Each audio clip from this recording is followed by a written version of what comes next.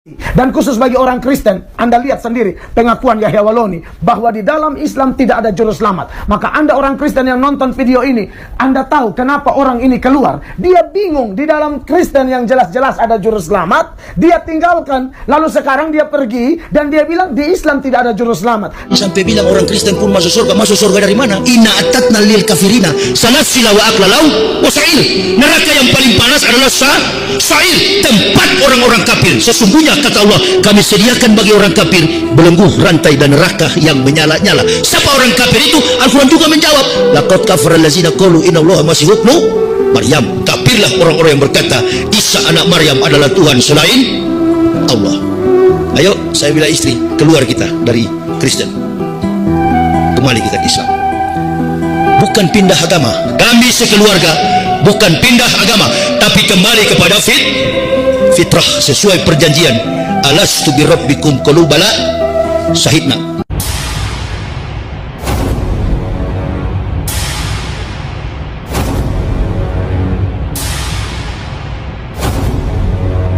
Assalamualaikum warahmatullahi wabarakatuh. Teman-teman, masih kita tampilkan video dari Pendeta Mel Atok yang masih berlanjut kejang-kejangnya terhadap almarhum Ustadz Yahya Waloni. Kiranya ada beberapa babak ini ya, lanjutan dari kejang-kejang Pendeta Mel Atok. Untuk kali ini, apakah yang membuat Pendeta Mel Atok kejang-kejang? Sebelum kita tanggapi, langsung saja mari kita simak videonya. Saya kaget loh mendengar ceramah Anda mengatakan di dalam Islam tidak ada juru selamat. Jadi jangankan cari nafkah, masuk surga pun tidak ada juru selamat dalam Islam. Cari selamat masing-masing, sedangkan selamat belum tentu selamat. Jadi maka tanpa mengurangi rasa hormat saya kepada iman Islam, saya jadi diberkati. Dan khusus bagi orang Kristen, Anda lihat sendiri pengakuan Yahya Waloni bahwa di dalam Islam tidak ada juru selamat. Maka Anda orang Kristen yang nonton video ini, Anda tahu kenapa orang ini keluar. Dia bingung, di dalam Kristen yang jelas-jelas ada juru selamat, dia tinggalkan, lalu sekarang dia pergi dan dia bilang di Islam tidak ada juru selamat. Dia harus selamatkan dirinya sendiri dengan usaha dan kebaikannya. Maka video khusus poin ketiga ini, saya mau ingatkan orang Kristen, Anda dan saya perlu bersyukur. Seberdosa apapun kita, serusak apapun kita, asal Anda menanggapi panggilan Tuhan Yesus. Ya, video cuplikan dari ceramah Ustadz Yahya Waloni yang diputarkan oleh Mel Atok. Nah, di situ Pendeta Mel Atok menyimpulkan di dalam agama Islam tidak ada juru selamat.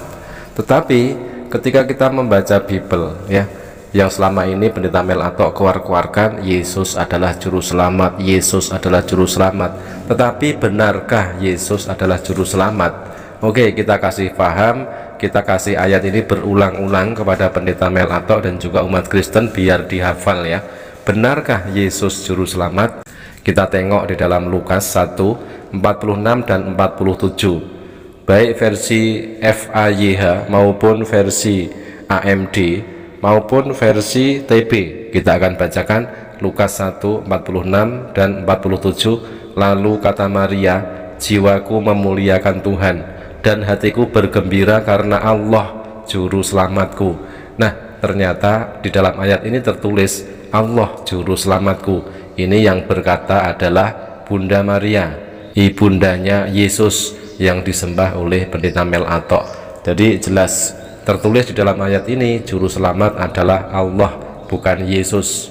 Dalam Matius 11 ayat 28 yang berkata, marilah kepadaku semua yang letih lesu dan berbeban berat, aku akan beri kelegaan kepadamu. Tuhan Yesus melalui Paulus berkata dalam 2 Korintus 5 ayat 17, jadi siapa yang ada di dalam Kristus, dia adalah ciptaan baru, yang lama sudah berlalu, sesungguhnya yang baru sudah datang. Saya ketika mendengar Yahya Waloni mengatakan bahwa di Islam tidak ada juru selamat, saya secara jujur, wow, bangga dengan ajaran Kristen yang memberikan kepastian keselamatan. Sebab Yesus sendiri berkata dalam Yohanes 14 ayat 6, akulah jalan dan kebenaran dan hidup. Tidak ada seorang pun sampai kepada Bapa kalau tidak melalui aku.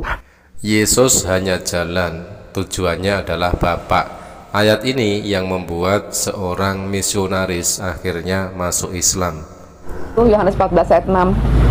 Yesus bilang, akulah jalan dan kebenaran dan hidup loh. Nggak ada yang sampai kepada Bapa kalau nggak. Sekarang kamu baca coba lengkap satu perikop itu. Apakah di situ Yesus sedang bicara bahwa dia adalah Tuhan? Itu saya baca lagi. Itu saya baca, saya pelajari lagi betul. Dan ternyata saya akhirnya mengerti bahwa yang dia maksud di situ Yesus tidak sedang bicara bahwa dia adalah Tuhan. Dia sedang berbicara bahwa ketika kamu mau ibadah kamu itu sampai kepada Bapa, ibadahlah seperti saya, sebagaimana Yesus. Yesus bilang, akulah jalan dan kebenaran dan hidup. Jadi sebagaimana aku beribadah kepada Allah, begitulah kamu beribadah kepada Allah. Maka ibadah kamu akan sampai kepada Allah. Satu contoh, Yesus bersujud ketika beribadah, ketika menyembah Allah. Tertulis di dalam Matius 26 nomor 39, maka ia maju sedikit lalu sujud dan berdoa, katanya, ya Bapakku, jikalau sekiranya mungkin, biarlah cawan ini lalu daripadaku, tetapi janganlah seperti yang ku kehendaki, melainkan seperti yang engkau kehendaki. Nah, inilah contoh ibadah yang diamalkan oleh Yesus. Seharusnya ibadah seperti ini yang harus dilakukan oleh pendeta Mel Atok dan juga umat Kristen. Makanya agar ibadahnya itu sampai kepada Bapa, maka lakukanlah ibadah seperti yang dilakukan oleh Yesus.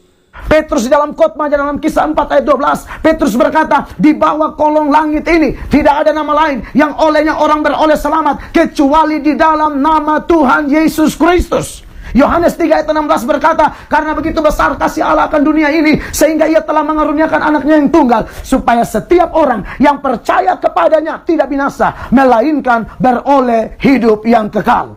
Jadi Anda harus mengetahui apakah hidup yang kekal menurut Yesus itu.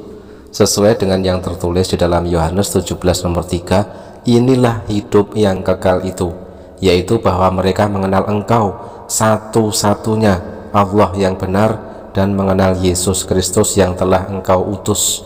Jadi hidup yang kekal menurut Yesus, seperti yang tertulis di dalam Yohanes 17 nomor 3, adalah mereka mengenal Engkau satu-satunya. Jadi kalau sudah satu-satunya, tidak mungkin ada duanya, apalagi tiganya. Satu-satunya Tuhan yang benar adalah Allah, dan Yesus sendiri mengaku hanyalah seorang utusan Allah. Nah, itulah dua hal itu harus diakui. Itulah hidup yang kekal menurut Yesus. Tetapi apakah pendeta Mel Atok mengakui ayat yang tertulis di dalam Yohanes 17 nomor 3 ini?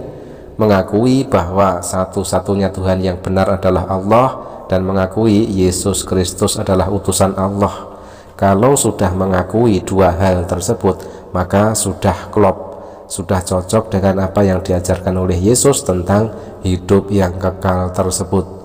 Sampai bilang orang Kristen pun masuk surga dari mana? Inna atatna lil kafirina salasila wa aklalau wa sa'il. Neraka yang paling panas adalah sa'il, tempat orang-orang kafir. Sesungguhnya kata Allah, kami sediakan bagi orang kafir belenggu, rantai dan neraka yang menyala-nyala. Siapa orang kafir itu? Al-Quran juga menjawab, laqad kafara allazina qalu innallaha masih ibnu Maryam. Kafirlah orang-orang yang berkata Isa anak Maryam adalah Tuhan selain Allah.